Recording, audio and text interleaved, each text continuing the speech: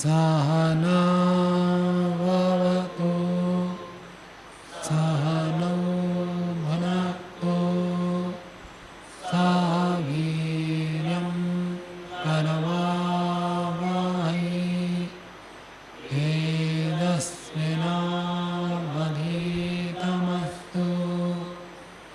मा विद्विषावहै।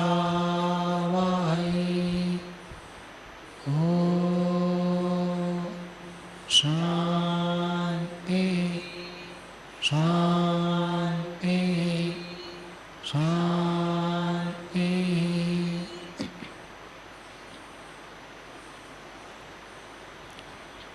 सांख्य दर्शन की 76वीं कक्षा है। सांख्य दर्शन में पंचम अध्याय हम पढ़ रहे थे, उसमें 23 सूत्र तक हो गया था। आज 24वें सूत्र से पढ़ेंगे। पीछे के पाठ में जो पूछना है पूछ सकते हैं। ओम नमस्ते स्वामी जी। पृष्ठ संख्या 102 सूत्र संख्या 12 के भाष्य में प्रकृति में ऊपर से छठी पंक्ति में बताया गया है, अथ च कर्मनिरपेक्षस्तु स प्रधानम तत्कार्याणि प्रति ही प्रवर्तते प्रधानस्य तत्कार्याणां च जड़त्वात्। अर्थात प्रधान के जड़ होने से उसके प्रति वो कर्म निरपेक्ष प्रवर्तमान होता है, वह ईश्वर। तो मेरा प्रश्न है कि जो प्रकृति है, सृष्टि की रचना भी जीवात्माओं के कर्मानुसार होती है, तो यहाँ कर्म निरपेक्ष कहा है, तो इसको कैसे संगति माने? तो कर्म निरपेक्षस्तु प्रधानम तत्कार्याणि प्रति ही प्रवर्तते। प्रधान जो है अपने कार्य के प्रति बिना कर्म के प्रवृत्त होता है। प्रधानस्य तत्कार्याणां च जड़त्वात्। प्रधान और उसके कार्य सब जड़ है। धर्म अधर्म रूप कर्मणः ज्ञान अभावात् तथा भूतानां कर्म अभावात् च। यह एक शब्द है तथा भूतानां। इसका अर्थ क्या है? उस प्रकार के कर्मों के अभाव होने से। उस प्रकार के कर्मों का वो तो कर्म अभावात् लिखा है, कर्म में षष्ठी नहीं है। तथा भूतानां प्रधान और उसके जो कार्य है उनका कोई कर्म नहीं होता है, इतना ही है। प्रधान का कर्म नहीं है और प्रधान से जो जगत बना फिर उससे आगे आगे नया नया बनता रहता है, इनका तो अपना कोई कर्म नहीं है। जीवात्मा का तो कर्म की अपेक्षा से जीवात्मा को प्राप्त होता है, लेकिन मूल प्रकृति का ये अथवा प्रधान का ये उनका कोई कर्म नहीं है। ये तो ठीक है, क्योंकि वो जड़ है तो उनका ज्ञान नहीं है, ज्ञान नहीं है तो धर्माधर्म भी नहीं है, तो इसलिए उनका तो कोई कर्म नहीं होता है, लेकिन जीवात्मा का तो कर्म है। ये कहना चाहिए। चले आगे।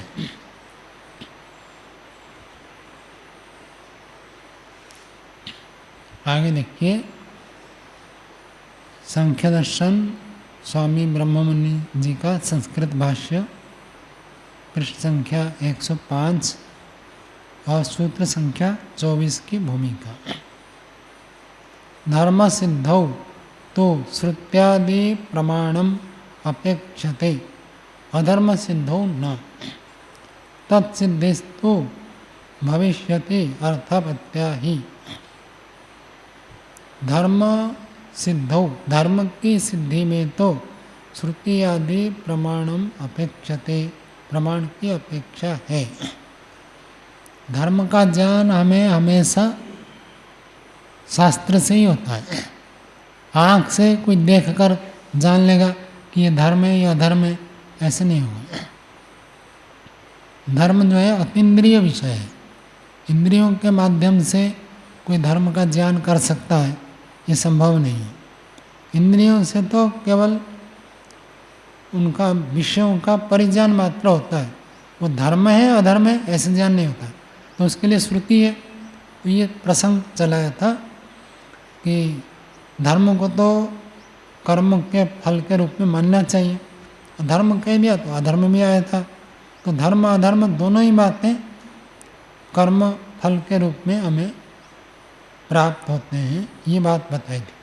तो अब पूर्व पक्षी भूमिका में बता रहा है कि धर्म की सिद्धि में तो श्रुति आदि प्रमाण अपेक्षित है ही, किंतु अधर्म की सिद्धि में श्रुति की अपेक्षा नहीं है। एक बात कह दें तो उसका विपरीत बात तो अपने आप पता चल जाएगा ना। कह दिया कि सत्य बोलो, तो इसका विपरीत क्या है? झूठ। तो झूठ मत बोलो, ये अपने आप आ जाएगा। उसको भी शास्त्र में बताने की क्या आवश्यकता है? सत्य बोलो इतना बोल दिया, तो झूठ मत बोलो, ये अपने आप आ जाएगा। उसके लिए श्रुति की आवश्यकता नहीं है। कौन कह रहा है ऐसे? पूर्व पक्षी। पूर्व पक्षी कह रहा है कि धर्म की सिद्धि में तो शास्त्रादि प्रमाण की अपेक्षा है, अधर्म सिद्धो न। अधर्म की सिद्धि में अधर्म को जनाने के लिए श्रुति आदि प्रमाण की आवश्यकता नहीं है। तत्सिद्धिस्तु भविष्यति अर्थापत्या। उसकी सिद्धि तो अर्थापत्ति से हो जाएगी। अर्थापत्ति क्या होता है अभिषेक जी बताओ? माइक बताइए। किसी ने एक बात कही तो दूसरा उसका जो विपरीत जो दूसरा उसका विपरीत अर्थ निकलेगा उसको भी जान लेना। विपरीत आपत्ति आप बताओ ना चंद्रदेव जी, अर्थापत्ति किसको कहते हैं? माइक लीजिए।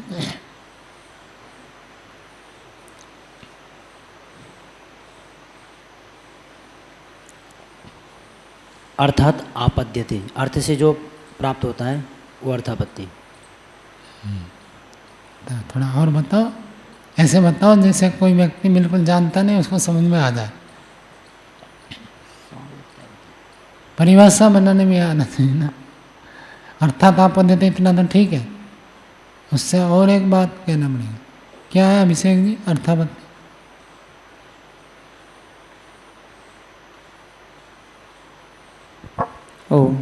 जिससे कोई किसी ने कोई वाक्य बोला, उससे जो अर्थ निकलता है उसके विपरीत अर्थ भी उसके वाक्य से ज्ञान हो जाता है, तो उसे अर्थापत्ति कहते हैं। हाँ बताइए।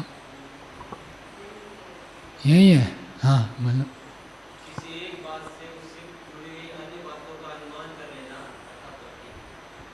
अनुमान से थोड़ा हटकर है ना ये। किसी एक बात से उससे जुड़ी सारी बातों को जान लेना अर्थापत्ति।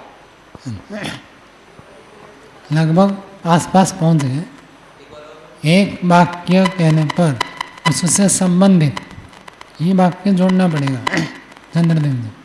ऐसे इन्होंने तो कहा उससे जुड़ी हुई, उससे संबंधित हुआ। एक बात कहने पर दूसरी बात इतना मान नहीं होगा। एक बात कहने पर उससे संबंधित जो दूसरा कथन नियम पूर्वक जाना जाता है वो अर्थापत्ति है। अभी स्वामी जी जो आपने वाक्य बोला अंत सबसे अंत में, ये तो ठीक है, परंतु जुड़ी हुई मानते स्वामी जी तो अधिकरण सिद्धांत में नहीं आना चाहिए। जुड़ी हुई आगे एक बात बोलते हैं उससे जुड़ी हुई बातें समझ में आती हैं तो वो बात तो अधिकरण सिद्धांत के अंदर आनी चाहिए। अर्थापत्ति में तो शायद मेरे को जहाँ तक ध्यान आ रहा है, एक बार मैंने पूछा भी था मुनि जी से, अर्थापत्ति में तो ठीक ठीक एक समय पर उसका विपरीत एक ही वाक्य का अर्थ जाना जाएगा। संबंधित में तो फिर स्वामी जी अधिकरण सिद्धांत समझ ऐसा समझ में आता है। नहीं, आप जब अर्थापत्ति की परिभाषा में ये कहोगे एक बात कहने पर दूसरी बात, कौन सी दूसरी बात? दूसरी तो समझी जो भी बताई उससे पहले कि ठीक उससे विपरीत ही वही बात समझ में आती है समझी अर्थापत्ति में। विपरीत वाला जो है ना सब जगह लागू नहीं होता है। तो समझी पर संबंधित में भी समस्या आएगी। हाँ? जो संबंधित कहा जाए, संबंधित तो समझी कई बातें होती है आसपास की 3-4 बातें, वो तो अधिकरण सिद्धांत की तैयार अर्थापत्ति में आता है ना। अधिकरण सिद्धांत आना चाहिए। अधिकरण सिद्धांत तो एक हो गया हाँ। कि एक बात से जुड़ी हुई दूसरी बात जो नियम पूर्वक होते हैं, नियम पूर्वक होते हैं। ये तो समझी अर्थापत्ति में आनी चाहिए। जो भी अपने बोली ये बात भी जो अंत में यही बोलते हैं अपने, अर्थापत्ति से ये बात निकल के आती है, उससे जुड़ी हुई दूसरी बात समझ में आ जाती है। सारी नहीं आएंगी, एक ही बात समझ में आएगी। सारी बात तो मैं कह नहीं रहा हूँ। एक बात कहने पर वहाँ पर आप न्याय दर्शन में देखना, अर्थापत्ति में जो कहा कि सत्सु वर्षा सत्सु मेघेशु वृष्टि संभव होती, इसका अर्थापत्ति क्या है? का तो जैसे बादल के होने पर हिंदी में बोलो। बादल के होने पर वर्षा होती है, हाँ। बादल के न होने पर वर्षा नहीं होती, सिर्फ इसी का पता चलता समझिए। अब उन्होंने प्रश्न उठाया था कि कभी कभी बादल होने पर भी वर्षा नहीं होती है, तो ये नियम का भंग हो रहा है।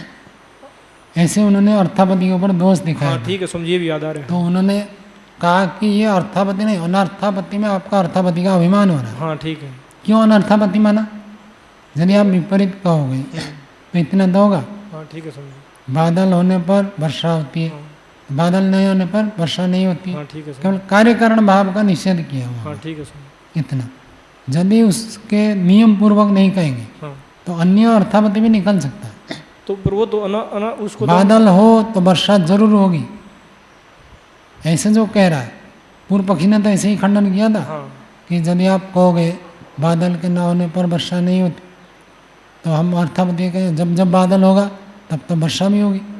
तो वो उन्होंने मना किया, जब जब बादल हो तब तो वर्षा नहीं होगी। अभी बादल है या नहीं, समझुष्टा है। लेकिन वर्षा नहीं होती ना। तो ऐसे सब जगह ऐसे निकलेगा, अर्थापत्ति ऐसे नहीं है। अनर्थापत्ति में भी अर्थापत्ति का अभिमान हो सकता है, तो उसका निषेध है। अर्थात आपद्यते, ये तो ठीक है, एक अर्थ के कहने से दूसरा अर्थ जो प्राप्त होता है, दूसरा अर्थ कौन सा, उससे नियम पूर्वक जुड़ा हुआ होना चाहिए।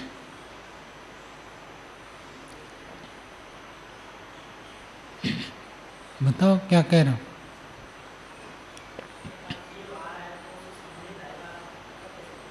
हम वो संबंधित ही उस परिभाषा में जोड़ना पड़ेगा ना।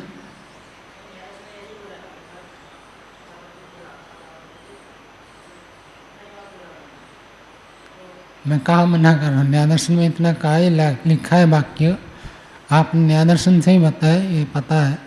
अर्थात आपद्यते, लेकिन उसका भाव तो यही है ना, उस अर्थ से जो भी प्राप्त होता है सबको नहीं लेंगे ना, फिर अनर्थापत्ति का दोष आता है ना वहाँ। तो अर्थापत्ति से ही अधर्म की सिद्धि हो जाएगी, उसके लिए फिर शास्त्र में उपदेश करने की आवश्यकता नहीं है, ऐसे पूर्व पक्षी कह रहा है। अत्र उच्यते, यहाँ पर उसका उत्तर देते हैं। सूत्र 24वां बोलिए। अर्थात सिद्धिश्चेत समानम उभयो। तो सिद्धांति कह रहा है कि यदि आप कहोगे अर्थापत्ति से इसकी सिद्धि है तो दोनों के ही बराबर हो जाएगा। हम अधर्म का उपदेश करेंगे तो अर्थापत्ति से धर्म का आ जाएगा, तो धर्म का ही कहना चाहिए, अधर्म का नहीं कहना चाहिए, ये क्यों? और दूसरी बात ये रख रहे हैं कि जहाँ जहाँ पर बिल्कुल विपरीत है वहाँ तो अर्थापत्ति से हो जाएगा, जहाँ विपरीतता नहीं है वहाँ अर्थापत्ति से कैसा धर्म को जानेंगे। जहाँ बिल्कुल विपरीतता है वहाँ तो पता चल जाएगा। अहिंसा का पालन करो, तो अर्थापत्ति होगा हिंसा मत करो, यहाँ तो अर्थापत्ति से है। लेकिन जहाँ पर अर्थापत्ति लागू नहीं होगा वहाँ पर कैसे करेंगे? तो कुछ उदाहरण भी देंगे भाष्य में। तो वयोः समानम, दोनों का ये समान रूप से होता है। अर्थापत्या ही खलु अधर्मस्य सिद्धिर्भविष्यति, अर्थापत्ति से ही अधर्म की सिद्धि हो जाएगी। वयोः समानम चेत, यदि दोनों समान रूप में है, अर्थात धर्म और अधर्म जहाँ विपरीत रूप में है वहाँ तो अर्थापत्ति से सिद्धि हो जाएगी। वयोः समानम चेत अर्थात सिद्धि, ऐसे सूत्रार्थ हो जाएगा। दोनों का यदि समानम रूप में क्षेत्र है, एक ही क्षेत्र में दोनों है, तो अर्थापत्ति से तो सिद्धि हो जाएगी। तो भाव निकलेगा जहाँ पर विपरीत नहीं है तो वहाँ अर्थापत्ति से नहीं होगा, अधर्म को अलग से उपदेश करना पड़ेगा। वयोः धर्म अधर्मयोः समानम क्षेत्रम प्रकरणम वर्णनम वा स्यात्। वयोः धर्म अधर्म, दोनों का, धर्म और अधर्म का यदि समान क्षेत्र है, समान प्रकरण है, समान वर्णन होवे, तो वहाँ पर तो अर्थापत्ति से सिद्ध हो जाएगा। परंतु यत्र क्षेत्रम प्रकरणम वर्णनम वा समानम नास्ति तत्र न अधर्म सिद्धिर्भवति, वहाँ तो अधर्म की सिद्धि नहीं होगी। जहाँ पर प्रकरण वर्णन समान रूप से नहीं है, धर्म अधर्म का क्षेत्र समान नहीं है तो वहाँ अर्थापत्ति से नहीं निकलेगा। तस्मात् अधर्म अर्थम अपि श्रुत्यादि प्रमाण प्रदर्शनम युक्तम एव। अधर्म के अर्थ को प्रदर्शन करने के लिए शास्त्र की आवश्यकता वहाँ भी युक्ति युक्त है। केवल धर्म का उपदेश कर दें तो काम हो जाएगा, ऐसी बात नहीं है, अधर्म का भी उपदेश आवश्यक है। तद यथा माँ हिंसी पुरुषम जगत। जगत में कौन सी व्यक्ति है? अभिषेक। माँ हिंसी पुरुषम जगत, पुरुषम में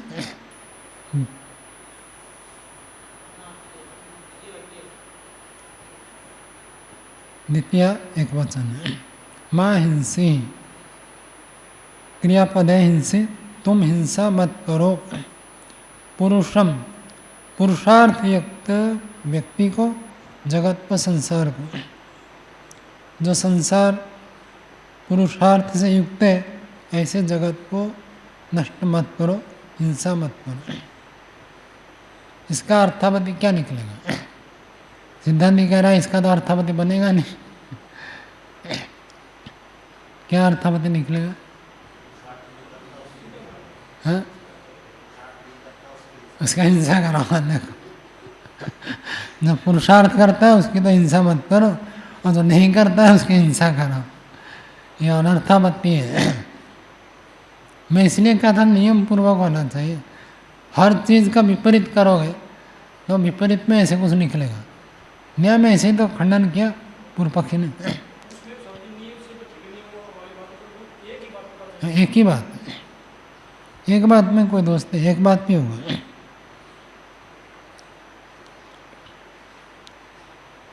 तो माँ हिंसी पुरुषम जगत न स्तेय आदमी।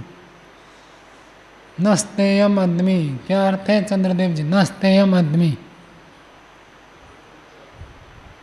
अब ऊंचा वाला करो,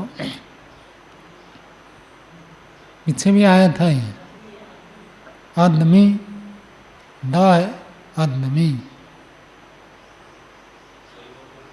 हाँ, चोरी। आप इतने धीरे क्यों बोलते हैं? अष्टाध्याय का सूत्र सुनाना पड़ेगा।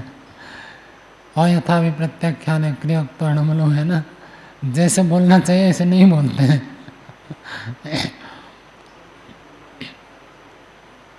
क्या अर्थ? नस्तेयम आदमी, चोरी से प्राप्त अन्न को नहीं खाता हूँ। नहीं खाता हूँ। चोरी किया हुआ अन्न मैं नहीं खाता हूँ, तो अर्थावधि क्या निकलेगा इसका? हाँ, छिनकर खा लेता हूँ, ये कहाँ से अर्थावधि आए है? देखो, अर्थात आपद्यते नहीं हो रहा, ये दिखाना चाहते हैं भाष्यकार। अर्थापत्ति कुछ समझ में आया रणजीत जी? अर्थापत्ति नहीं है। अब पूछते भी नहीं बैठते। इन्होंने जो उदाहरण दिया था, बादल होने पर वर्षा होती है, इसका अर्थापत्ति क्या होगा? बादल यदि नहीं है तो वर्षा नहीं होगी। इतने ही इसकी अर्थापत्ति है।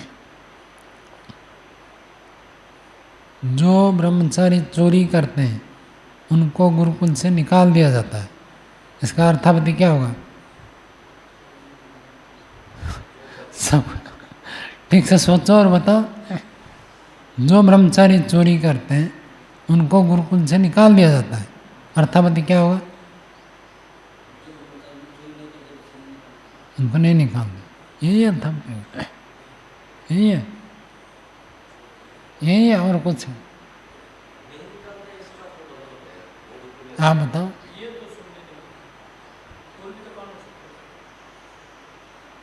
क्या माइक से बोला, सुनाई नहीं देता सबको। आजकल सब पंखे चलते हैं ना, तो सुनाई नहीं देता। जो अर्थापत्ति उन्होंने बताई, जो चोरी नहीं करता उसको गुरुकुल से नहीं निकाला जाता, तो ये तो अर्थापत्ति मेरे हाँ, सामने। देखो, ये अर्थापत्ति नहीं है, मना कर दिया है इन्होंने कि चोरी करने मात्र से थोड़ी निकालते हैं, और भी 50 कारण होगा। तो उसके लिए इसलिए जो चोरी करता है उसको निकाल दिया जाता है। अर्थापत्ति ये नहीं कर सकते, जो चोरी नहीं करता उसको निकालते नहीं है। क्या अर्थापत्ति बनेगा आप बताओ। जो व्यक्ति चोरी करता है उसको गुरुकुल से निकाल दिया जाता है, नहीं बनेगा, कोई अर्थापत्ति नहीं बनेगा। श्याम सुंदर जी अर्थापत्ति समझ में आ रहा है नहीं आ रहा है? तो बताओ इस वाक्य का क्या अर्थापत्ति निकला? नहीं निकाला जाता। इसी का तो निषेध किया राजेश जी ने। चोरी ना करने पर भी अन्य कोई काम करता है गलत काम, तब भी तो निकाल दिया जाता है। तो इस वाक्य का अर्थापत्ति ये नहीं है। स्वामी जी, जो भाष्य में ये दिया हुआ है कि समान धर्म अक्षेत्र प्रकरण, ये स्पष्ट हो जाए तो पता चल जाए। आप बोलेंगे चंद्रदेव जी? चोरी से अर्थात यहाँ ले लेंगे जो भी चोरी संबंधित गलत कार्य ना, है। ऐसे नहीं है। चोरी का अर्थ केवल चोरी है। नहीं, अर्थापत्ति बता रहा मैं। हाँ अर्थापत्ति, हाँ बोलो। केवल चोरी करेगा तब निकालेंगे ऐसा नहीं। चोरी जैसे अन्य कोई भी कार्य करेगा तब भी उसे नहीं निकाला जाएगा। नहीं करेगा तो चोरी संबंधी जैसे अन्य कार्य हैं उनको भी नहीं करेगा तो भी नहीं निकाला जाएगा। वाक्य का अर्थापत्ति बताओ ना। आपने तो अर्थात आपद्यते लगाया था, अब अर्थात आपद्यते करो। जो चोरी करता है उसको गुरुकुल से निकाल दिया जाता है, अब अर्थापत्ति बनाओ। असल में यही यहाँ पर यही है कि जो नियम का भंग नहीं करता है उसको नहीं निकाला जाता है। तो चोरी के स्थान पर नियम आ जाएगा। आनंद जी बोलेंगे? यही है प्रदीप जी।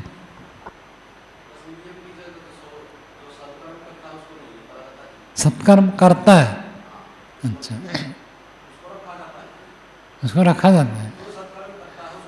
माइक दो भाई, माइक।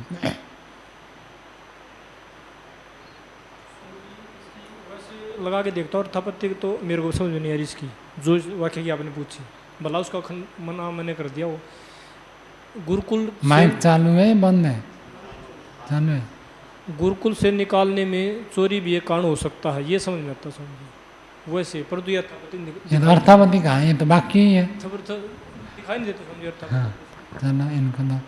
ऐसा आपका नंबर पूरा हो गया था, आपने बताया नहीं ना अभी, तो बोलो। हाँ बोलो बोलो, चलो। गुरुकुल में रहना है तो चोरी मत करो। गुरुकुल में रहना तो चोरी मत करो, ये अर्थापत्ति निकाला इन्होंने। ठीक है, इनको दो माइक दो। गुरुकुल में यदि रहना है तो चोरी मत करो, ये अर्थापत्ति ठीक है।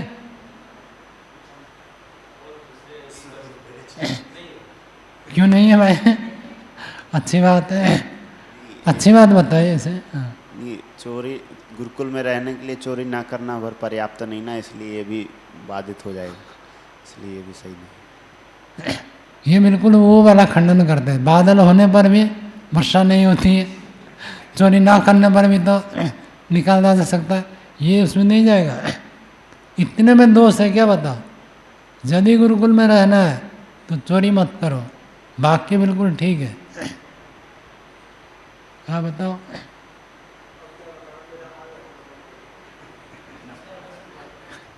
नहीं, वाक्य मैंने बोला था जो चोरी करते हैं उनको गुरुकुल से निकाल दिया जाता है, इस वाक्य का अर्थापत्ति बनाओ।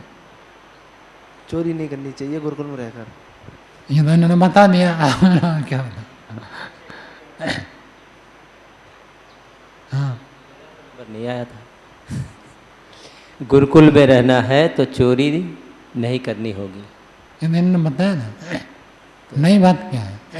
नई बात मतलब, या फिर ठीक है, आप बोलेंगे कुछ? नहीं बोलना। जो जो गुरुकुल में है उन्होंने चोरी नहीं की। क्यों नहीं भाई? जो चोरी करता है उसको निकाल दिया जाता है। जो भीतर आगा जन्म हो दर्शनाथ, जो व्यक्ति राग द्वेष से रहित हो गया उसका जन्म नहीं होता। अर्थापत्ति क्या है? जिनका जन्म हुआ है वो राग से युक्त थे, सरागा जायते, न्यायदर्शन में बताया। तो जो चोरी करते हैं उनको निकाल दिया जाता है, जिनको निकाला नहीं गया उन्होंने चोरी नहीं की।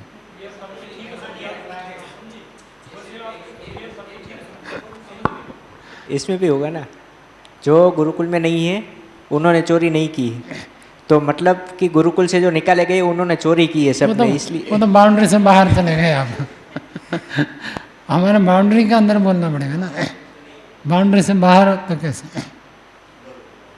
जिनको निकाला गया, पहले गुरुकुल में थे, निकाला गया, उनके बारे में ये चर्चा है।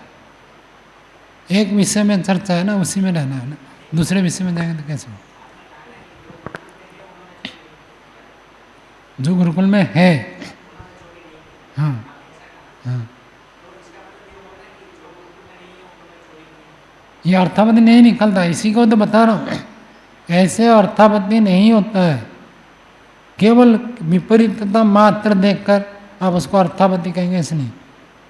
जो गुरुकुल में है उन्होंने चोरी नहीं की, तो ये अर्थापत्ति क्या निकल रहा है, जो गुरुकुल में नहीं है उन सब ने चोरी की। ये नहीं है, चोरी करने वाला रह नहीं सकता, इतना ही इसका भाव है।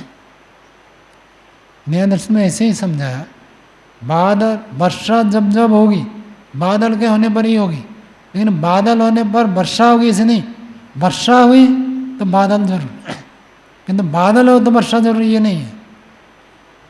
वहाँ अर्थापत्ति नहीं लगवाता है। इसको ये कहाँ पर व्यक्ति अनर्थापत्ति में अर्थापत्ति कर लेता है, ये जानना बहुत आवश्यक है।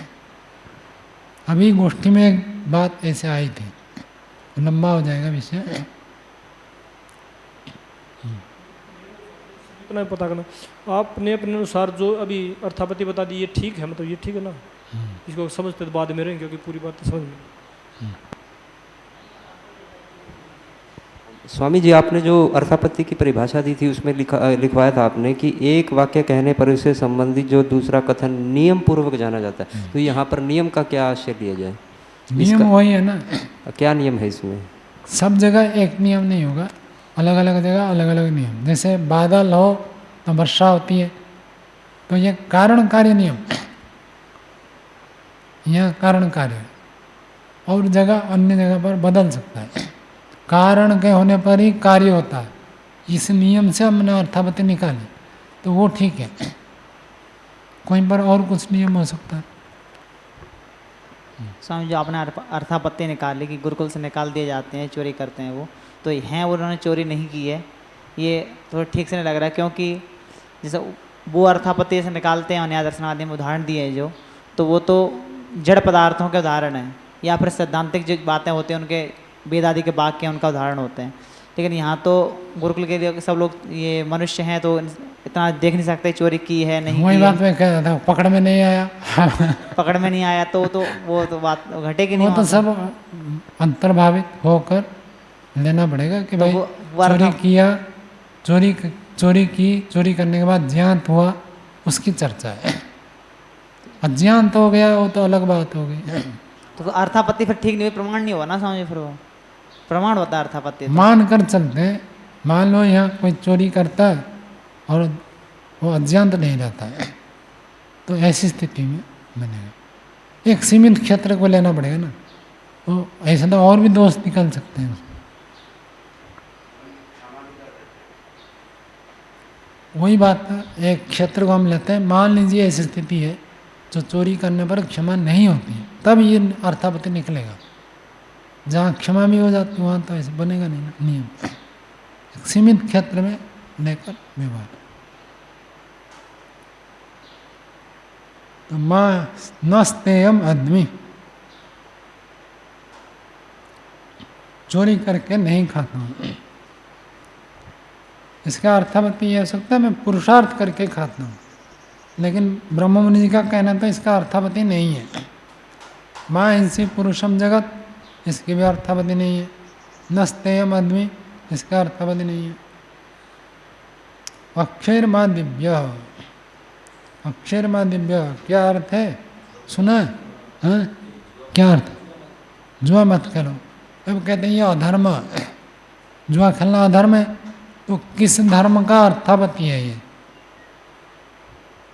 जैसे हिंसा मत करो का विपरीत हिंसा अधर्म हो जाएगी, तो अर्थापत्ति से निकल जाता है। हिंसा मत करो कहने से अर्थापत्ति निकलता है हिंसा करना अधर्म है, तो ये किसका अर्थापत्ति होगा कि जुआ मत खेलो? तो इसका तो कोई अर्थापत्ति है नहीं। नहीं कुर्बन्ने वो कर्म तो करके जीते हैं, साथ साथ ये जुआ भी खेलते हैं, तो कहेंगे हम तो कर्म कर ही रहे, मना कहा। पापम आहो सुसारम निगच्छा, पापम आहो इसको पाप कहा जाता है। सुसारम निगच्छा, सुसारा कहते हैं बहन को, भगिनी के साथ दुर्व्यवहार करना ये पाप कहा गया। अब ये अर्थापति से नहीं निकलेगा। अर्थापति से कोई कहेगा कि भाई भगिनी के साथ दुर्व्यवहार करना पाप है, अर्थापति क्या बनेगा? इसका तो कुछ बनेगा नहीं है? भगिनी के साथ भी तो आना चाहिए ना, अच्छा व्यवहार तो सबके साथ हो गया, तो ये बनेगा ना, फिर भगिनी के साथ करना ही पुण्य होगा, एक ही तो नियम बनेगा। मीमांसा कहता है एक वाक्य का एक ही अर्थ होता है, दो अर्थ नहीं होते, थोड़ा अजीब लगता है। इसमें समझी एक वाक्य का एक समय में एक अर्थ निकले, परंतु उसी वाक्य को दूसरी जगह प्रयोग करते तो उसका दूसरा अर्थ निकल नहीं जाता। उसी वाक्य को दूसरे प्रकरण में प्रयोग करेंगे तो उसका दूसरा अर्थ निकल जाएगा। वो थोड़ा गंभीर विषय है, उसमें ये कहना चाहते हैं वाक्य में कौन से शब्द को किस शब्द के साथ जोड़ते इसके आधार पर निकलता है ना अर्थ, तो एक शब्द को जिसके साथ जोड़ा उसी अर्थ को ही देगा। जैसे इसको आप मोटे रूप में ऐसे समझो, राजेश जी को ही आज फल खाने के लिए देना, अब ही को आप एक के साथ ही जोड़ सकते हो, राजेश जी को ही कर दिया तो ये अलग अर्थ आ जाएगा, राजेश जी को फल ही खाने के लिए देना तो ये अलग अर्थ आ जाएगा। तो कहते हैं एक वाक्य का एक ही अर्थ होगा, आप हर जगह पर ही जोड़कर, किसी ने ऐसे एक परीक्षा में लिखा है, दो जगह ही लिखा है, शायद आपका है, देखना पड़ेगा, एक ही होगा, दो जगह नहीं जोड़ सकते।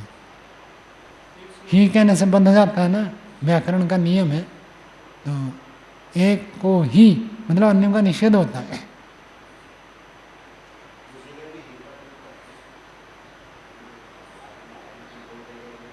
होता है लेकिन वो सामने दो बंधेंगे ना, फिर दो वाक्य बनना पड़ेगा, उसको दो वाक्य मानना पड़ेगा, एक वाक्य में नहीं होगा। एक वाक्य में एक ही अर्थ होता है, अर्थात एक चीज़ को ही कथन करता है। उद्देश्य विधेय जो है उनमें से विधेय एक ही होता है एक वाक्य में, ऐसे कहना चाहता है मीमांसा। आगे कहते हैं माँ गृधा कस्यस्वित धनम, क्या अर्थ है रणजीत जी? माँ गृधा कस्यस्वित धनम,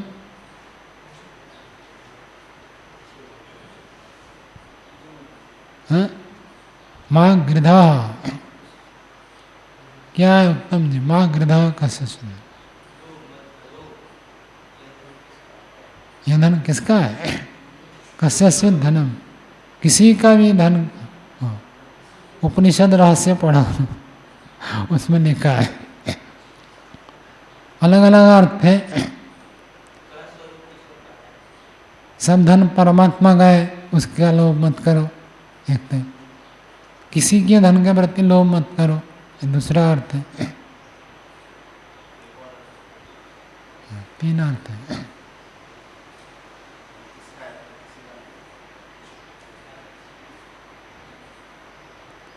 माँ गृधा लोभ मत करो, ये किसका अर्थापति निकलेगा? तो ब्रह्म मुनि जी कहते हैं ये तो किसी का अर्थापति नहीं निकलेगा। लोभ मत करो, इसका अर्थापति क्या होगा? हाँ? लोभ मत करो, प्रमाण का खंडन नहीं करता है। कहते हैं हर चीज अर्थापति प्रमाण से नहीं निकाल सकते। जैसे हम सांख्य दर्शन में पढ़ना चाहिए, हम इसको अर्थापति से कैसे निकालेंगे? अर्थापत्ति प्रमाण सब जगह लागू हो जाएगा ऐसे नहीं, ये कह रहा, इतना मात्र कथन है। इत्यादि अनुसंधेयम, ऐसे अनुसंधान करना चाहिए, जोड़ना चाहिए। आगे 25वें सूत्र की भूमिका बना रहे, कहते सिद्धंतो धर्म अधर्म तत्फले सुख दुखे च। धर्म और अधर्म जो च के बाद अल्प विराम लगा दीजिए। धर्म जो धर्म अधर्म है तत्फले सुख दुखे च, सुख दुख में धर्म अधर्म और उसके फल सुख दुख में सिद्ध्यंतु सिद्ध होवे, परंतु तथा पुरुषे संगा आपत्तिर भविष्यति। सिद्ध्यंतु शब्द किसके लिए आया?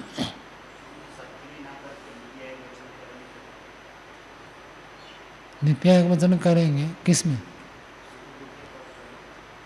फिर भी तो सिद्धांत बहुवचन है, सिद्धांत तो बहुवचन है।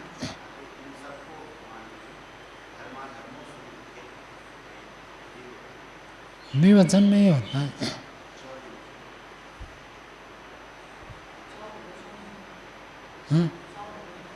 च के कारण सबके लिए हो जाएगा। धर्माधर्मो तत्फले, तत्फले का अर्थ क्या करेंगे? उसके फल सुख दुखे च सिद्ध्यंतु, धर्माधर्म और उसकी उनका फल जो सुख दुख है ये सिद्ध होवे, बहुवचन। परंतु तथा पुरुषे संग आपत्तिर भविष्यति, पुरुष में संग की प्राप्ति होगी। संग मतलब विकार। तो जैसे अच्छे लोग के संग करते तो अच्छा हो जाते हैं, बुरे के संग करते बुरे होते हैं। तो धर्माधर्म सिद्ध होवे, सुख दुख सिद्ध होवे। यदि ऐसे सिद्ध मानेंगे तो पुरुष में संग आपत्ति, संग दोष प्राप्त होगा।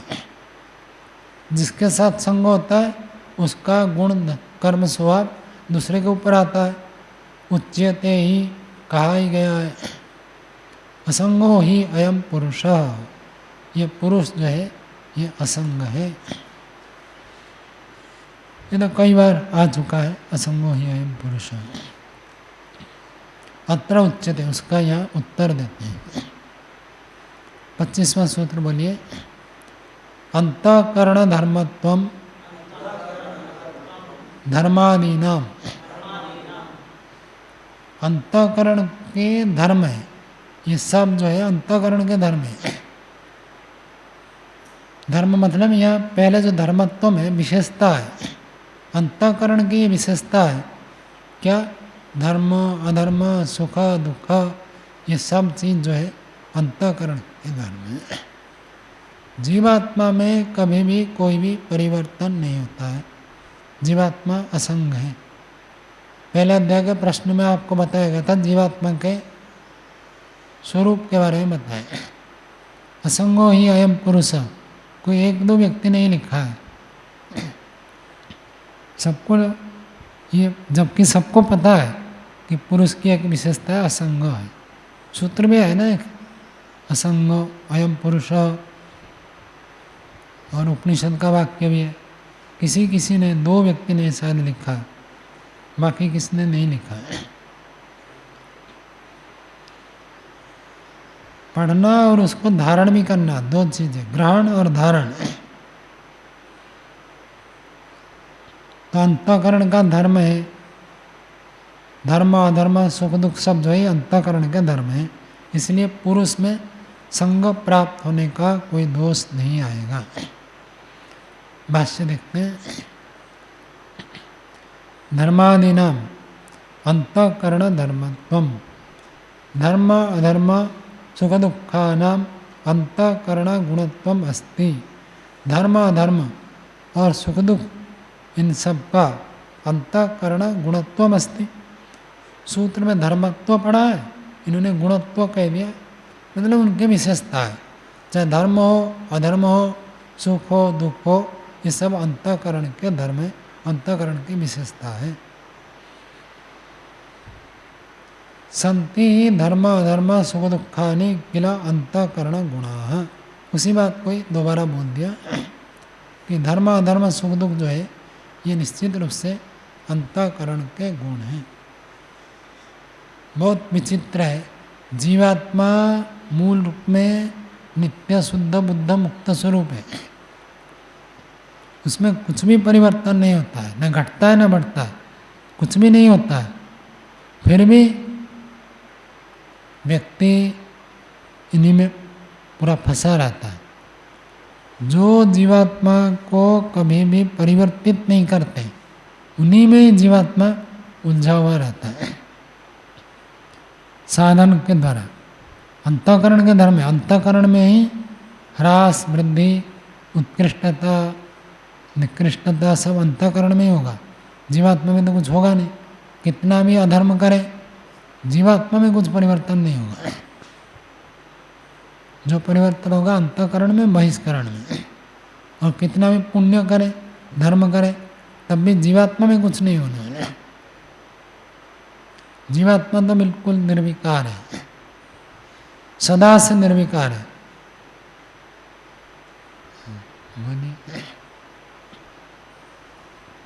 इस वाक्य में स्वामी जी जैसे योग दर्शन में बताते हैं कि पहले तो धर्म की इसमें आवाज़ नहीं आ रही है, इस माइक की आवाज़ नहीं आ रही। तो स्वामी जी पहले तो धर्म की तरफ बढ़ेगा वो खूब, बाद में धर्म को रोकेगा। अब कोई सामान्य ही थोड़ा बहुत कम पढ़ के या फिर ये सोचे कि मैं धर्म दोनों से ऊपर उठ जाऊं, तो ऐसा तो संभव नहीं हो पाएगा। हाँ ठीक है। इनका प्रश्न है कि यदि कोई व्यक्ति योगाभ्यास में कुछ आगे बढ़ चुका है, तब तो धर्म को रोके तब तो ठीक है। अब पहले ही व्यक्ति यदि कहेगा मैं धर्म से अलग हूँ, धर्म से मुझे कोई फर्क नहीं पड़ता, तब तो घाटे में जाएगा, हानि उठाएगा। इसको ये समझो कि धर्म से तो हट जाएगा, लेकिन अधर्म से हटेगा या नहीं हटेगा? तो इसलिए तो दोष है। जब आप धर्म से अपने आप को पृथक मान रहे हो, तो अधर्म से तो पृथक करो। मीठा मीठा गड़प और कड़वा कड़वा तो अधर्म से उसको लगता है कुछ तात्कालिक सुख मिल रहा है, उसको तो छोड़ नहीं रहा। अधर्म के लिए कह देता मैं धर्म से परे हूँ, ये ठीक चिंतन नहीं है। दोनों को यदि हटा देगा तब अधर्म करेगा ही नहीं। वास्तव में जो धर्म अधर्म दोनों से परे हो जाएगा, मतलब निर्गुण की स्थिति में जाएगा, गुणातीत जिसको कहते हैं, गुणों के प्रभाव से रहित हो जाएगा, तो बहुत ऊंची स्थिति है। लेकिन जहाँ जहाँ सुख हो, जहाँ जहाँ स्वार्थ हो, वो फंसता है और धर्म आचरण करने में कठिनाई होता है, तब कहता धर्म अधर्म करना है क्या है। तो ये ठीक नहीं, कथन मात्र है, कथन मात्र से नहीं होगा, वास्तविकता होनी चाहिए। आगे कह रहे अंतःकरणम ही करणम साधनम आंतरिकम पुरुषस्य बहिष्करणवत्। अंतःकरण जो है वो भी करण है, साधनम आंतरिकम, और वो साधन है आंतरिक साधन है, पुरुषस्य बहिष्करणवत्। अंतःकरण में कितने तत्व है रणजीत जी? अंतःकरण कितने हैं? ऊंचा बोलो, स्पष्ट बोलो। 13 है। 13 अंतःकरण है। क्या क्या है? 3 तो मन, अहंकार, बुद्धि, अब 5 ज्ञानेंद्रिया, 5 कर्मेंद्रिया। ज्ञानेंद्रिय कर्मेंद्रिय भी अंतःकरण में आते हैं? नहीं, बाह्यकरण। बाह्यकरण फिर अंतःकरण क्यों कहते हैं?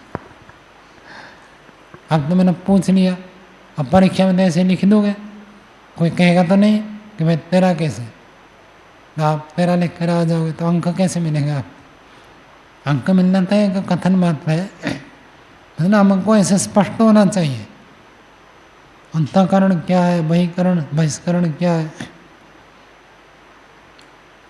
अंतःकरण कितने हैं? 4 है। बताओ कौन से कौन से? मन, अहंकार, बुद्धि, चित्त।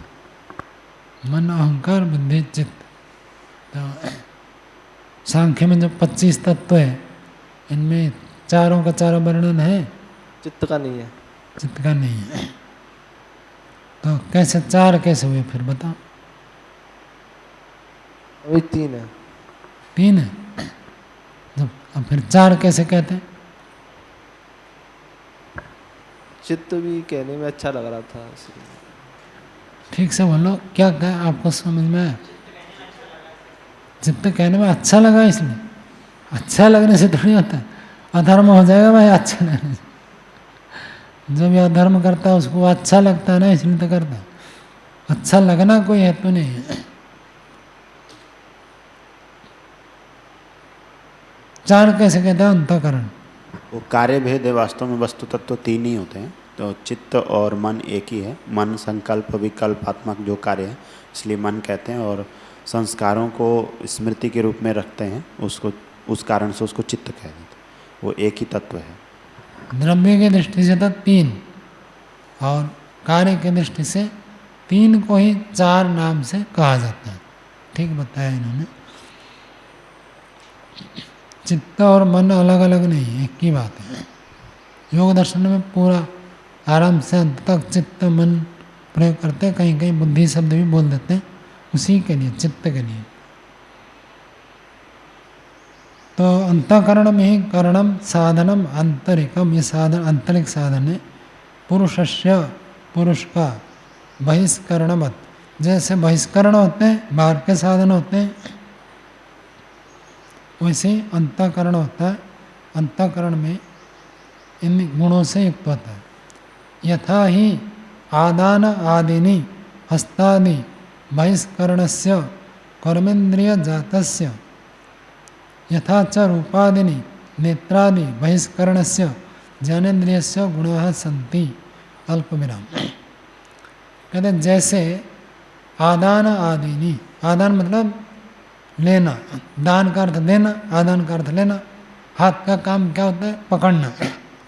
हाथ इंद्रिय से हम पकड़ते हैं। तो आदान आदिनी हस्तादि बहिष्करणस्य, हाथ आदि बाह्य उपकरण का कर्मेंद्रिय जातस्य, कर्मेंद्रिय हर कर्मेंद्रिय का कार्य है।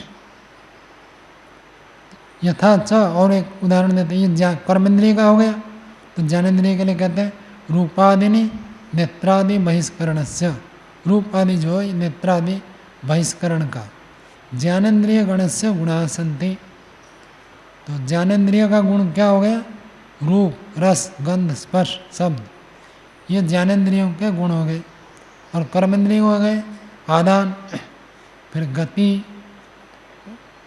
बोलना आदि आदि, ये सब कर्म उसमें हो गए। तो ज्ञानेन्द्रिय के अलग गुण है, कर्मेंद्रिय के अलग गुण है। आगे कह रहे तथैव धर्म अधर्म सुख दुखानि खलु अंतःकरणस्य उभय इंद्रियात्मकस्य गुणाः सन्ति। वैसे ही धर्म और अधर्म, सुख दुखानि और सुख दुख, ये अंतःकरणस्य उभय इंद्रियात्मकस्य गुणाः सन्ति। उभय इंद्रियात्मकस्य किसके लिए आया? उभय इंद्रियात्मकस्य, मन के लिए आया। मन जो है उभय इंद्रिय है। तो धर्म अधर्म सुख दुख ये सब अंतःकरण के धर्म है। और अंतःकरण कौन सा? उभय इंद्रियात्मकस्य, उभय इंद्रिय वाले का। गुणाः सन्ति, सन्ति के बाद अल्प विराम लगा दीजिए।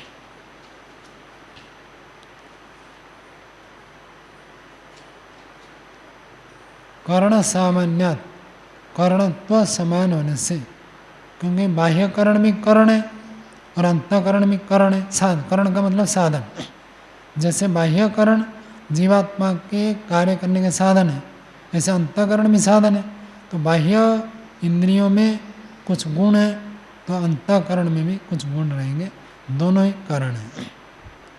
कर्ण सामान्यात यतो ही अत्र एव अधीयन्ते अनेन एव प्रतीयन्ते च। अत्रैव अधीयन्ते, अत्रैव, अत्रैव का क्या अर्थ है? यहाँ पर मतलब कहाँ? सांख्य दर्शन में। हाँ बताओ चंद्रदेव जी। अत्रैव अधीयन्ते अनेन एव प्रतीयन्ते च।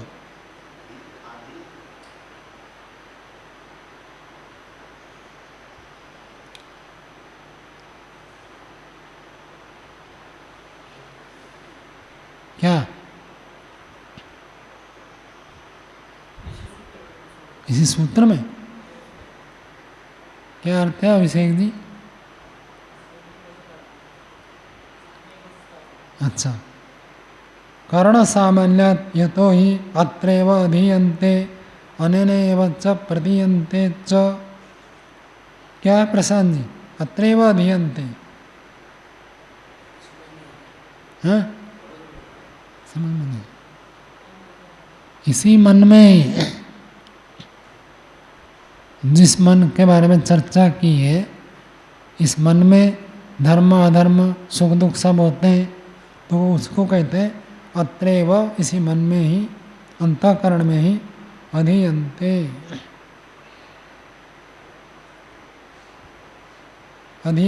आधियन्ते, मैंने अधियन्ते पढ़ दिया, गलत हो गया। आधियन्ते, आधियन्ते का अर्थ होता है धारण किया जाता है।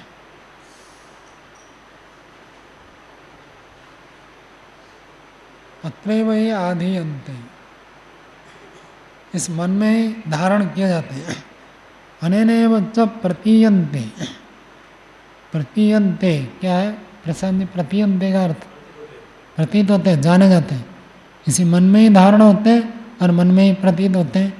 क्या चीज़ है चंद्रदेव जी, क्या चीज़ मन में धारण होते हैं और क्या चीज़ प्रतीत होते हैं?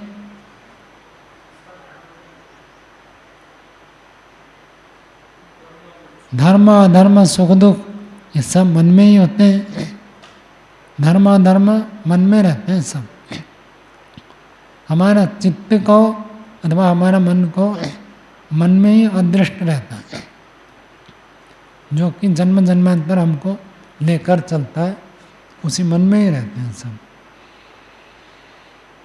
अनेन एव प्रतीयन्ते च इति तस्मात् न पुरुषे संग आपत्ति, इसलिए पुरुष में संग आपत्ति नहीं है, संग की प्राप्ति नहीं है। पुरुष में संग दोष आ जाएगा, कहा था ना भूमिका में, पूर्व पक्षी ने ये कहा था यदि धर्म अधर्म सुख दुख की सिद्धि मानते हैं तो पुरुष में संग दोष आएगा।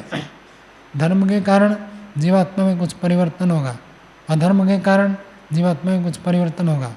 सुख हो तो जीवात्मा में कुछ परिवर्तन होगा, दुख हो तो कुछ परिवर्तन होगा, ये दोष आएगा। तो कहते हैं ये सब मन में रहते हैं, इसलिए कोई दोष नहीं आएगा। स्वामी जी, जैसे अभी यहाँ पे कुछ शब्दों की संधि की हुई है और संधि में जो लिखा है वो तो बोलते नहीं है, कुछ उसको तोड़ के बोल देते, जैसे चेती है च इति। अब इसमें ही है, आपने इसको ही तो बोला नहीं, है बोल दिया, और फिर उसको त्रयी को अत्र बोल दिया।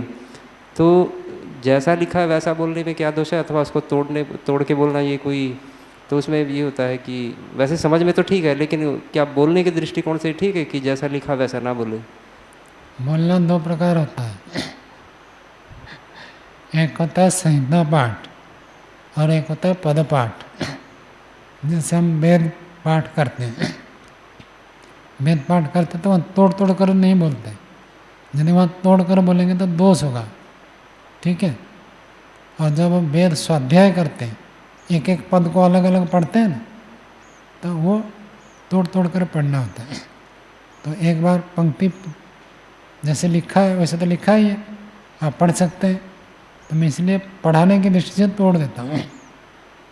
तो सामान्य पढ़ते हैं, केवल पाठ करना है, जैसे आप योग दर्शन याद कर रखा दोहराएंगे, तो उसको बिना तोड़े करना है।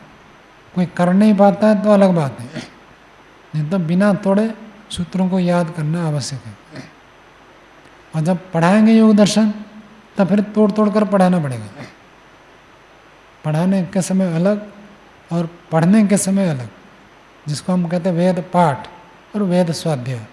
वेद पाठ में तोड़ कर पढ़ेंगे तो अशुद्ध माना जाएगा, और वेद स्वाध्याय में पूरा मंत्र को जोड़ कर ही बोला, तोड़ कर एक एक शब्द का अर्थ नहीं किया, तो अर्थ कहाँ हुआ? इनको माइंड। स्वामी जी, ये जो सुख दुख यहाँ पर कहा है, इसको थोड़ा सा स्पष्ट कीजिए कि सुख दुख की अनुभूति तो आत्मा को होती है, तो वो यहाँ पर किस दृष्टि से कह रहे हैं? सुख दुख को यहाँ पर पाप पुण्य कहा जा रहा है या अनुभूति को कहा जा रहा है? और यदि अनुभूति आत्मा को होती है तो उस अनुभूति से भी उसमें कोई बदलाव नहीं होता, ऐसा क्यों? वो तो होना चाहिए। पूरा योग दर्शन और सांख्य दर्शन ऐसे मानते हैं, सब जो परिवर्तन होते हैं चित्त में होता है, और उस चित्त को जीवात्मा केवल जानता रहता है। बाहर के विषयों के साथ चित्त कभी संबंधित होता है, कभी असंबंधित होता है, तो चित्त इसलिए बदलता रहता है। लेकिन जीवात्मा ऐसे नहीं है, कभी चित्त को जानता है, कभी चित्त को नहीं जानता, चित्त को हमेशा जानता रहता है। फिर भी परिवर्तन होता है चित्त में, ज्ञान आत्मा करता है। आत्मा में कुछ होता नहीं, वो परिवर्तन होने से वो अपने आप को मान लेता है। ये अयोगी की अवस्था है। और योगी व्यक्ति उससे अपने आप को शुद्ध जानता है, तो चित्त में कितना भी परिवर्तन हो वो उसमें असंपृक्त रहता है। तो चित्त में होता है सुख दुख की जो अनुभूति है, चित्त में ही तो बदलाव होगा। आत्मा केवल उसको जानने वाला है। आत्मा के बिना चित्त जड़ है, चित्त में अपने आप नहीं होगा। फिर भी चित्त के माध्यम से आत्मा का अनुभव होता है। जी, बदलाव तो ठीक है, चित्त में ही होगा, लेकिन जान तो आत्मा रहा है उसको, और वो जान भी अनुभूति के रूप में उसको होता है आत्मा को। बिल्कुल होता है। तो ऐसे ही वो जब चित्त नहीं भी रहेगा, मोक्ष अवस्था में भी अनुभूति करेगा वो उसकी। चित्त आगे क्या जब बोला? चित्त नहीं रहेगा तब भी वो अनुभूति करेगा मोक्ष की अवस्था आदि में। जीवात्मा कमजोर है, यहाँ चित्त के माध्यम से करता है, वहाँ ईश्वर के माध्यम से करेगा। हाँ, वो तो ठीक है। तो ईश्वर के माध्यम से करेगा तो ऐसे कोई स्थिति ही नहीं है वहाँ। नहीं, अनुभूति कर रहा है तो अनुभूति से भी तो उसमें परिवर्तन होना चाहिए, क्योंकि वो कैसे अनुभूति करेगा बिना परिवर्तन अनुभूति से परिवर्तन नहीं होता है। केवल ज्ञान से कोई परिवर्तन हो जाएगा ऐसे नहीं। द्रव्यात्मक परिवर्तन होता है ना, ये तो ज्ञानात्मक हुआ। ज्ञान बदलने से द्रव्य भी बदल जाएगा ऐसे नहीं। चित्त में तो होता है स्वामी जी, ज्ञान से चित्त में होता है, चित्त ऐसे ही पदार्थ है। तो जो त्रिगुणात्मक पदार्थ हैं उनमें ये धर्म है, उनमें परिवर्तन जरूर होगा। बिना परिवर्तन के वो पदार्थ रह नहीं सकते। नहीं, ज्ञान चित्त में भी हो रहा है और ज्ञान आत्मा को भी हो रहा है, तो चित्त में तो परिवर्तन हो रहा है। चित्त में और आत्मा को, आपने ठीक बोला जी, चित्त में हो रहा है और आत्मा को हो रहा है। तो आत्मा में नहीं होता है, तो इसलिए कोई फर्क नहीं पड़ेगा आत्मा में। आत्मा दृष्टा है ना, देखने वाला है। नदी में बहुत सारे प्रवाह चल रहा है और एक व्यक्ति खड़े होकर देख रहा है, तो वहाँ बढ़िया चीज़ घटिया चीज़ जाए तो आदमी को कुछ परिवर्तन नहीं होता, वो तो दृष्टा है। लेकिन यदि स्रोत में कोई डूबा हुआ है, स्रोत में है तो ठंडा पानी है तो ठंडा लगेगा, पत्थर है तो चोट लगेगा। जो स्रोत में है, स्रोत तो मन में चलता है, तो इसलिए मन टूट फूट जाता है, आत्मा निर्विकार रहता है। ये समझ में नहीं आ रहा, क्योंकि अनुभूति हो रही है तो फिर तो कुछ अंतर होना चाहिए उसमें। क्यों होना चाहिए? आपको क्यों ऐसा लगता है जिसको भी अनुभूति हो उसमें परिवर्तन होना चाहिए? क्योंकि चित्त हमारे पास है, चित्त को जो ज्ञान चित्त में संग्रहित हो रहा है उसमें चित्त में उसमें परिवर्तन, द्रव्य में भी परिवर्तन मानते हैं, तो और तभी वो ज्ञान हो रहा है उसको। और ऐसा कोई उदाहरण दिखता भी नहीं है लोक में। दर्पण, जी, दर्पण के सामने आपने अपने चेहरे को देखा, अलग दिखता है। और गाड़ी आ जाए तो दर्पण गाड़ी को दिखाता है, लाल आ जाए लाल दिखाता है।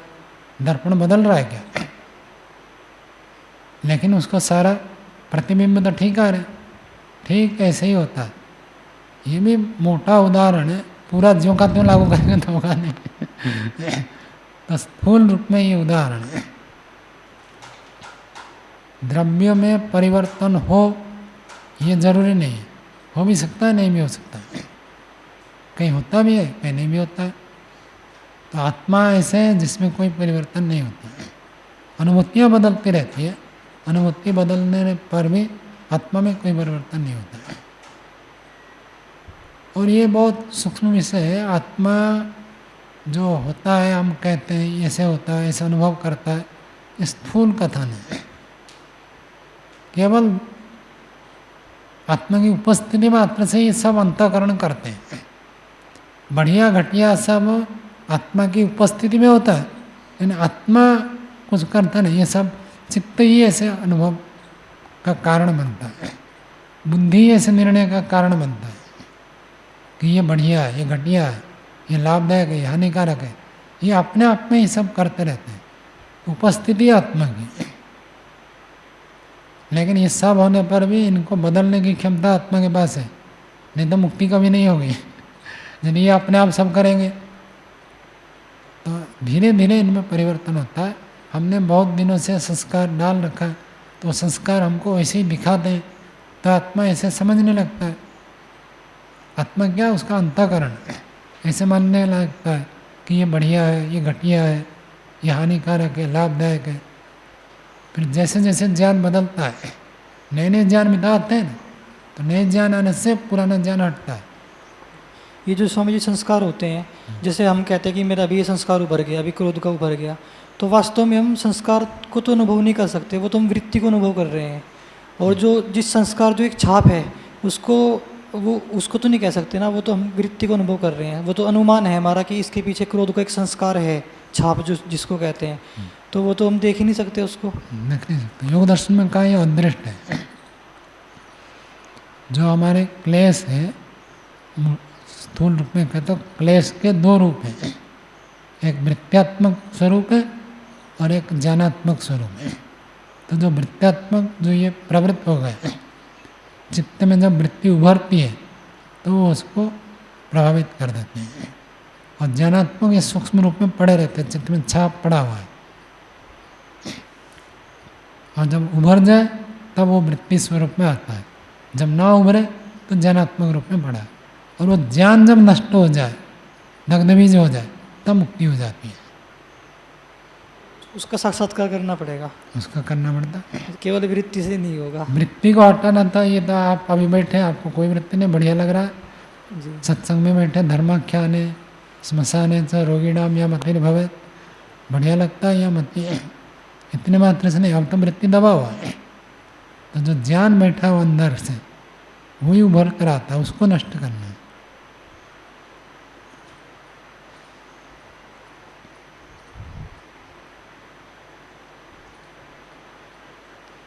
आगे और एक सूत्र पढ़ लेते हैं। यदि एवं तरी अलम विवेकेन इति अत्र उच्यते। यदि ऐसी बात है, यदि एवं ऐसी बात है, तरी अलम, अलम का क्या अर्थ होता है रणजीत जी? अलम बस, किसको बस करें? अलम के युग में कौन सी व्यक्ति होती है प्रशांत जी? अलम शब्द के साथ कौन सी व्यक्ति होती है? हैं? ठीक से बोलो, मुझे सुने। द्वितीय या तृतीय, क्या कह रहे हो? द्वितीय, केवल द्वितीय होती? हाँ हाँ, तृतीय होती, द्वितीय नहीं। अच्छा, और भी कोई व्यक्ति होती है? कौन सी? अच्छा, निकल में अलम मल्लो मल्लाय सुना है? चतुर्थी नहीं होती? मल्ल मल्ल के लिए समर्थ है, यह तो तृतीया का प्रयोग दिया। अलम विवेकेन, अलम विवादेन, अलम भोजनेन, अलम भ्रमणेन प्रयोग किया गया है बहुत बार। अलम विवेकेन कहते फिर विवेक की तो क्या आवश्यकता है? यदि अत्र उच्यते, तो यहाँ कहते हैं यदि धर्म अधर्म चित्त के धर्म है, धर्म अधर्म सुख दुख सब चित्त के ही धर्म है, चित्त की विशेषता है, तो हम चित्त में विशेषता ले आए, वहीं धर्म को स्थापित कर दे, अधर्म को हटा दे, सुख को स्थापित कर दे, दुख को हटा दे, फिर मुक्ति की क्या आवश्यकता, विवेक की क्या आवश्यकता है? ये प्रश्न उठा रहे हैं, उसका उत्तर दे रहे हैं। सूत्र बोलिए, गुणानाम न अत्यंत बाधा। तो ये जो गुण है, ये इनका अत्यंत बाधा नहीं होगा। चित्त में धर्म अधर्म सुख दुख है, और जब तक अंतःकरण है तब तक ये रहेगा। अंतःकरण टूट फूट कर नष्ट ना हो तब तक ये रहेंगे। तो इसलिए इनसे दुखों का अत्यंत बाध, जो मुक्ति अपवर्ग है, वो संभव नहीं है। गुणानाम न अत्यंत बाधा, गुणानाम अत्यंत बाधा न संभवती न भविष्यति। इसलिए विवेक को तो प्राप्त करना ही पड़ेगा। भाष्य देखिए, गुणानाम अत्यंत बाधा न विवेकम अंतरेण तेषां धर्म अधर्म सुख दुखानाम अंतःकरण गुणानाम सताम अपि अत्यंत बाधा न भविष्यति। अल्प विराम। कहते विवेक के बिना उन सब का, धर्म अधर्म, सुख दुखों का और अंतःकरण के ये जो गुण है, धर्म अधर्म सुख दुख तो गिना दिया, और भी बहुत सारे होंगे, तो उन सभी अंतःकरण गुणों का सताम अपनी अत्यंत बाधा, उनके अस्तित्व का अत्यंत बाधा न भविष्यति, सर्वथा लोप कर दे, ये तो नहीं हो सकता। किंतु धर्म अधर्मयो अदृष्टवशात यद्वा धर्म अधर्म निष्पन्न संस्कारात् तत्फलयो सुख दुःखयो अनुभूतिस्तु खलु अनिवार्य भविष्यति ही इह जन्मनि परजन्मनि वा। विवेक के बिना तो धर्म अधर्म अंतःकरण के गुणों का सर्वथा विनाश संभव नहीं है, किंतु जब जब धर्म अधर्म है तो अदृष्टवशात, धर्म अधर्म ही अदृष्ट है। जो हमारे चित्त में अंतःकरण में धर्म अधर्म विद्यमान है, बैठे हुए हैं, उनको अदृष्ट भी कहते, क्योंकि वो दिखते नहीं आँख से। आपके पास कितना बड़ा कर्मश है कुछ पता नहीं चलता, तो इसलिए वो अदृष्ट है, दिखते नहीं।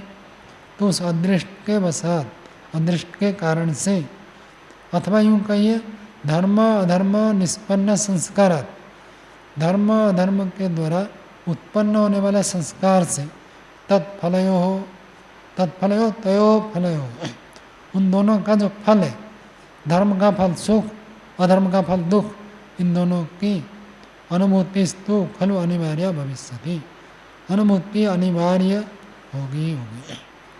धर्म अधर्म है तो सुख दुख भी होगा, शरीर है तो सुख दुख भी रहेगा।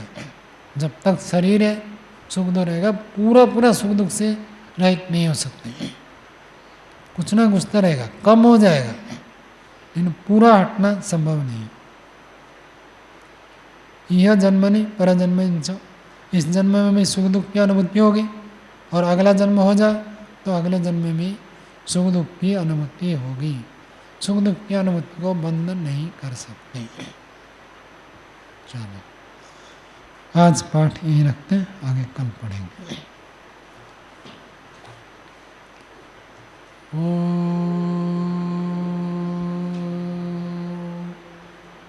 शांति शांति शांति।